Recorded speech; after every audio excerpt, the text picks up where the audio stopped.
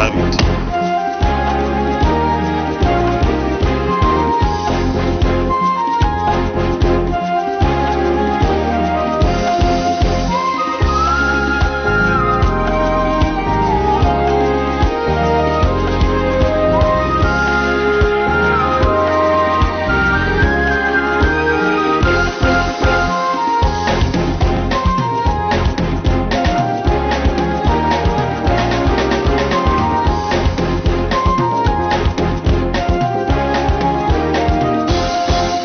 Hello and welcome to the program. I am Ekene Ndulue. Again, we begin this week with proceedings on the floor of the Senate. President Muhammadu Buhari has written to the Senate seeking the reimbursement of 6.6 billion naira to Plateau State and 3.8 billion to Borno State for federal government road projects executed. The president also sought Senate's consideration of the Nigerian Data Protection Bill and the Nigerian Police Force College and Training School Establishment Bills. Here are highlights of these and other deliberations at plenary during the week. 67 days to the end of the Ninth Assembly. The legislators are putting finishing touches to pending issues, but also paying considerable attention to new ones. Plenary took off with 4 executive communications, which include reimbursement of funds to Plateau and Borno states. That the approval by FEC was subsequent to the recommendation of an interministerial committee. The committee reviewed the documents submitted and carried out physical inspections and verification of the projects in the respective states before making its recommendation to FEC. The president also sought the confirmation of Abdul Abubakar for reappointment as non-executive director of the Central Bank of Nigeria for a second and final term. Senate rescinded its decision on the 2016-2018 federal government external borrowing plan and changed the financier from China Exim Bank to China Development Bank and approved the conditions provided in the harmonized term sheet. Communication for the Federal Ministry of Finance requesting approval of the modifications to the financing proposal for the Nigerian Railway Modernization Project, that is Kaduna to Kano segment. The issue is that was any disbursement made out of this $22.7 million? We need to know. It approved the conference report on the Nigeria Peace Corps bill and the report of its Committee on Power, which carried out investigative hearing on the ongoing bid to concession the 700 megawatt Zungeru hydroelectric power plant, which recommended the suspension of the bid process till after the completion of the project. The BP be advised to keep to the commitment made before the committee to concession the power plant only after it has been completed, tested and commissioned. The Broadcasting Practitioners Establishment Bill passed first reading. Senate urged the federal government to take over and ensure the burial of former President of the Senate, Joseph Wayas, who died in November 2021, as soon as possible and to immortalize him. It also paid tribute to the wife of the Chief Whip of the Senate, Ifeoma Kalu, who died over the weekend.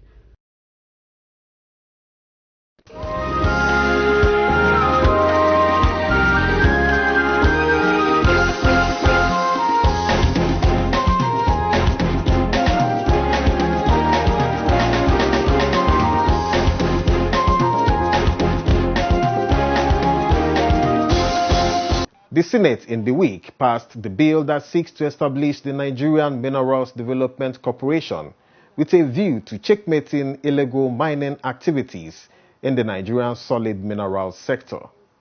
Will unbundle the solid minerals sector to enhance more purposeful execution of the upstream, midstream, and downstream sectors in order to facilitate participation by major investors. Very significant and important legislation that will support our mining sector. The mining sector in Nigeria is supposed to contribute as much as probably 30% of our GDP.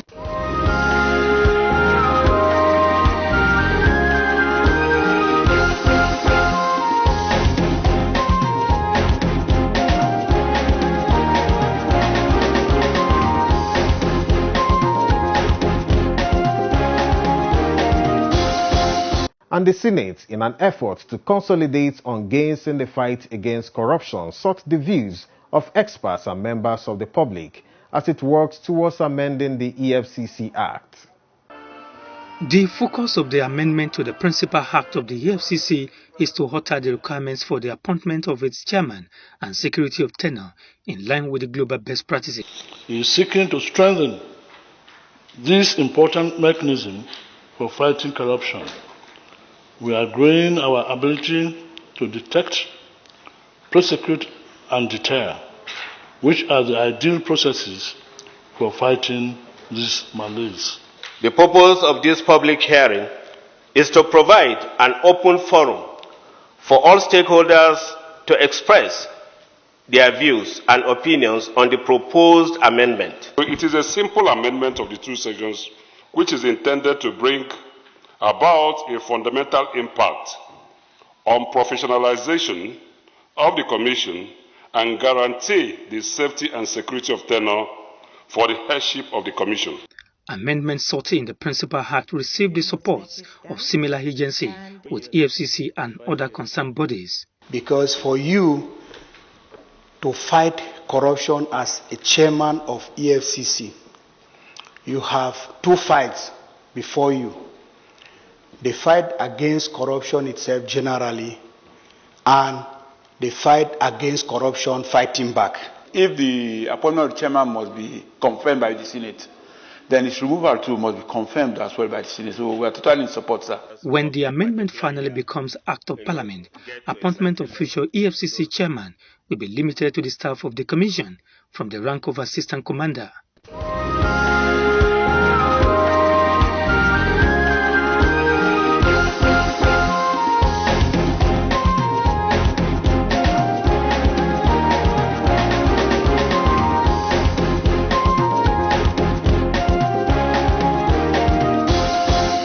Now, there are just 2 months till the inauguration of the 10th National Assembly, and ahead of this, some legislators assess the 9th Senate and look forward to how the incoming legislature will conduct its affairs.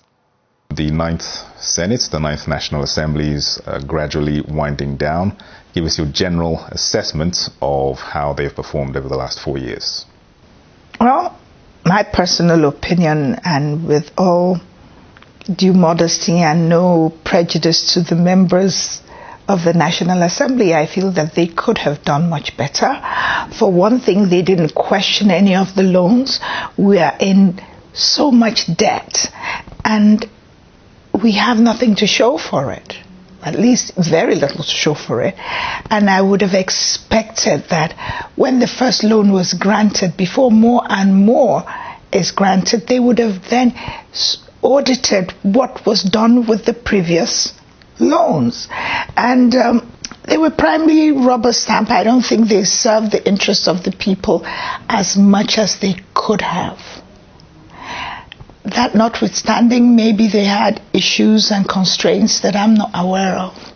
Generally, different legislatures have their identities. You alluded to it, that the 9th Senate has been tagged or labeled a rubber stamp.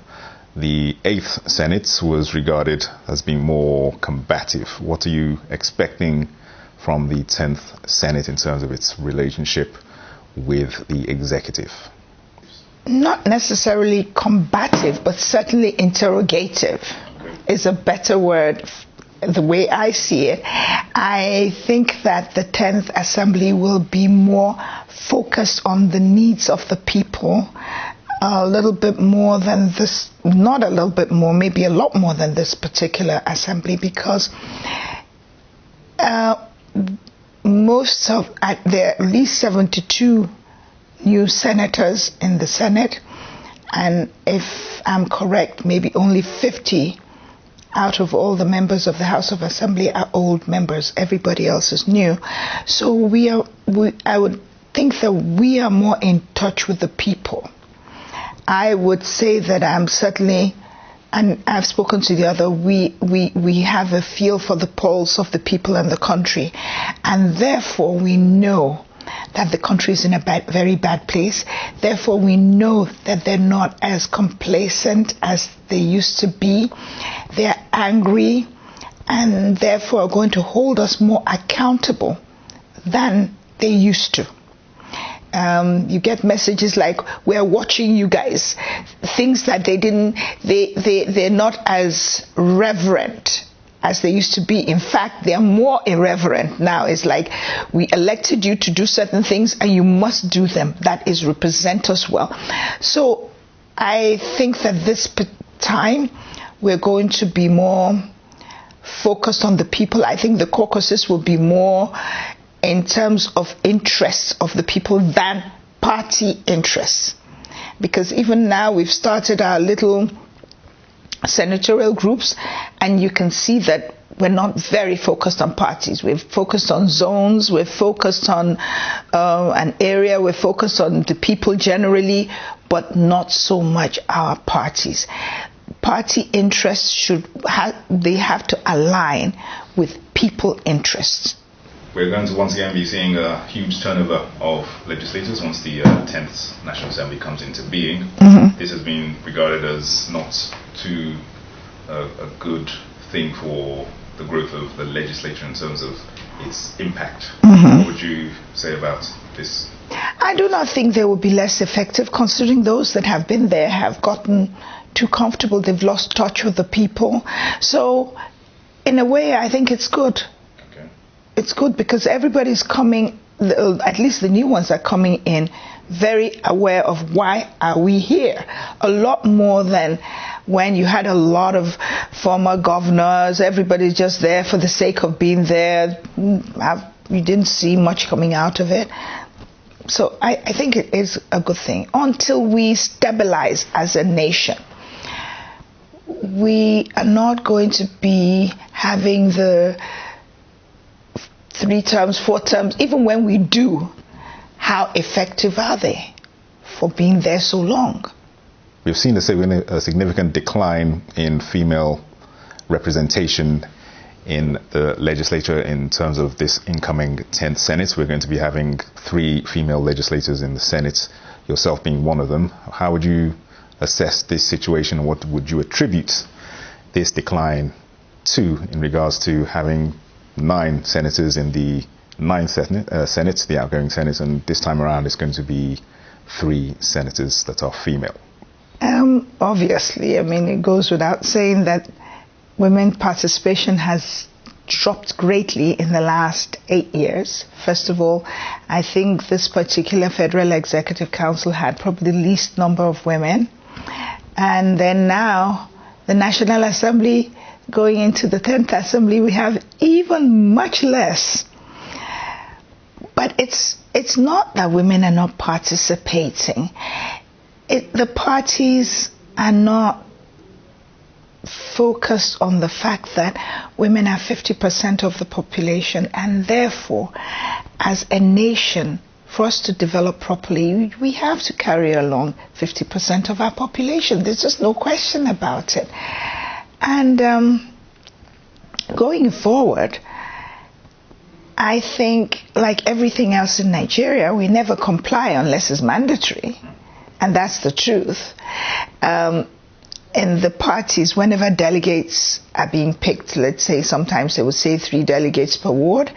Before, they used to bring out all men, all over.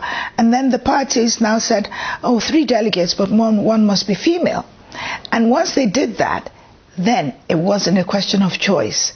You had to have a woman among the 3 for compliance. And until we do something like that, we are not going to see. I won't be surprised if nothing is done. The next assembly might be no women. But I hope we won't get to that. I am sure that the few men I've spoken to in the National Assembly are quite embarrassed by the situation. And I think as a nation, we are all a little bit embarrassed by it. We are supposed to be the leaders of Africa. And look at how well the other countries are doing in terms of, look at Rwanda, look at Senegal, look at South Africa. And so I think something needs to be done. And that is legislation. Legislation. Oh, yes. If a country like Indonesia, even Rwanda, and possibly Burundi, they've legislated their 35%. And then what a lot of countries have found is that when they put the minimum in, women excel, they do so well that the next time they bring them more and more and more. And so the fact that in some countries they're like 60% is out of choice, not because of legislation. Legislation was what opened the door to. In FCT, I have personally benefited from the fact that there was a female senator long time ago before me. She actually introduced me to FCT politics. And she performed so well that it gave women a sort of positive sheen. So there are places I go to campaign and they say, yeah, we're going to vote for you because women are better, they're kinder, they pay more attention, they keep their promises, they do this. And they show me some of the things she did, and that was a very, very long time ago. So her footprints are still here, even though she was senator from 1999 to 2003. So as time, and if I perform, which I know I will, as well as she did or even better, then it opens the door for people, to the electorate, to realize that, you know, we're not getting less when we vote in women, we're actually getting more.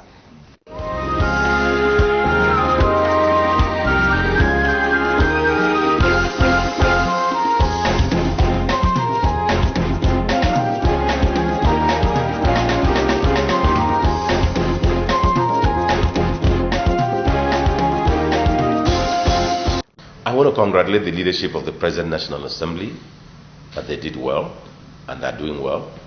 I want to urge them that there is a process we normally adopt, what we call legislative reciprocity, where bills of a certain nature, which are urgent, which have been passed by one chamber and then not considered by the other, you know, is put into a list, and the extent, each chamber extends to the other what we call legislative reciprocity. They should consider that in bills that are of the nature we've described, because they do not have enough time to consider most of the bills for concurrence and then to agree.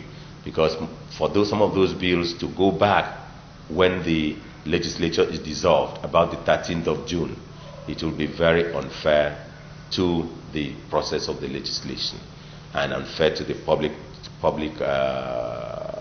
purse from which these bills were considered. I also want that as we are thinking of inaugurating the incoming National Assembly, I will urge the APC leadership, the President-elect and the Vice President-elect, to consider the appropriate timing to have a relationship with the members-elect. First, with the returning members, second, with the incoming members, and third, with three of them, with the two coming together in the third rung of the meeting to agree on the offices and the balancing it should go to make sure that the polity is balanced and that we do not run into the 2015 accident in which the leadership emerged emerged against the run of play. As advisor to the National Assembly, as advisor to the President and National Assembly, I remember that we worked very closely with Adams Oshomole as then chairman of the APC in working, and on the day of working on these matters at Udi Street, the party secretariat, night visits to the appropriate persons, mobilizing the governors of the respective states, mobilizing the opinion of the respective zones to be able to agree on zoning of offices, and of course ensuring that the legislative leadership emerges in a manner that allows cohesion of the membership and also in a manner that allows the different parts of the country to feel a sense of belonging.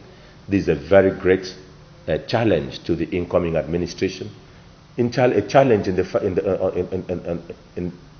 on ground that they had the first accident when APC came in. We've succeeded to endure APC to succeed first and second, and this is going to be the third administration of APC. In the third administration of APC, they should avoid the accident of the first administration in terms of legislative composition. All right, and your expectations for the incoming legislature, and we are also seeing a high turnover yet again. Yes, I think this is the highest rate of turnover of the legislature. And I'm praying that this will be like the beginning of a new legislature. Legislature that will have confidence of the public. That they will have a confidence that we have to return you.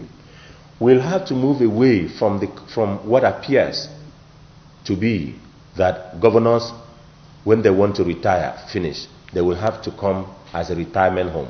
Or people, when you want to do favor to somebody, you have to send him to the legislature. The legislature is the most cerebral, the most intellectual, the number one arm of government. And I repeat, the legislature is the number one arm of government. The second arm of government is the executive. The third arm of government is the judiciary. The fourth arm of government is the press. Now, it is not for naught that the Constitution made it the number one arm of government and says, we the people. That is where the people are. So, we should come with the highest level of intellect. And the legislators who have come should know that there is one thing I've always said.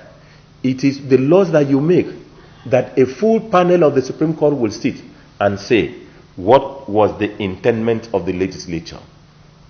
So, if you know that it is that law that the Federal High Court, the High Court of the State, the Court of Appeal, the respective courts known to the Constitution, Court of Record, the Court of Appeal will sit in a 3-man panel and in a full bench 5-man panel of justices of the Appeal Court to find out what you said, what you meant.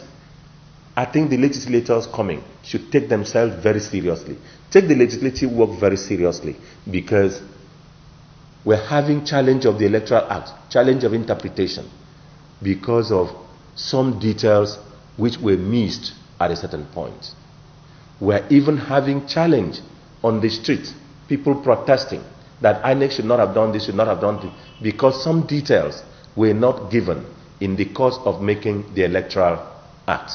I apologize if I offend the legislators, but even the courts have noted the details that were not attended to, and they say that their hands are tied.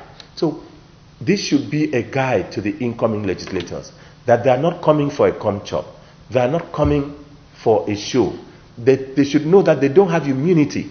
It is not a place to hide yourselves, from prosecution, But one of the things that I'm happy about, and I know this is going to be very costly for me, I'm very happy that very many governors have lost election to the Senate. Because when the governors come to the Senate, they still sometimes carry themselves as lords and gods. They still behave as if they still enjoy immunity. They still behave as if they have all the commissioners to answer their questions. They still behave as if some 7 people should carry their bag into the chamber. They still behave as if they should have some 53 cars driving and following them in the convoy.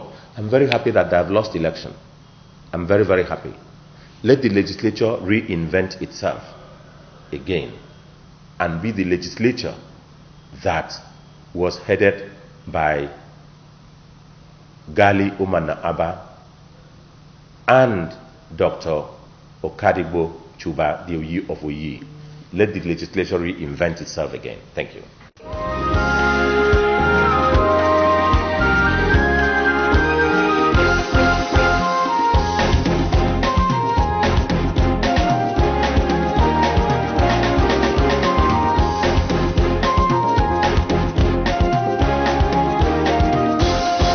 That concludes this week's edition of Senate 109. Thanks for your time. You can also watch these and other editions of this program and others online via our NTA YouTube channel. Scroll to NTA News and click on videos. I am Ekene Ndulue. Bye for now.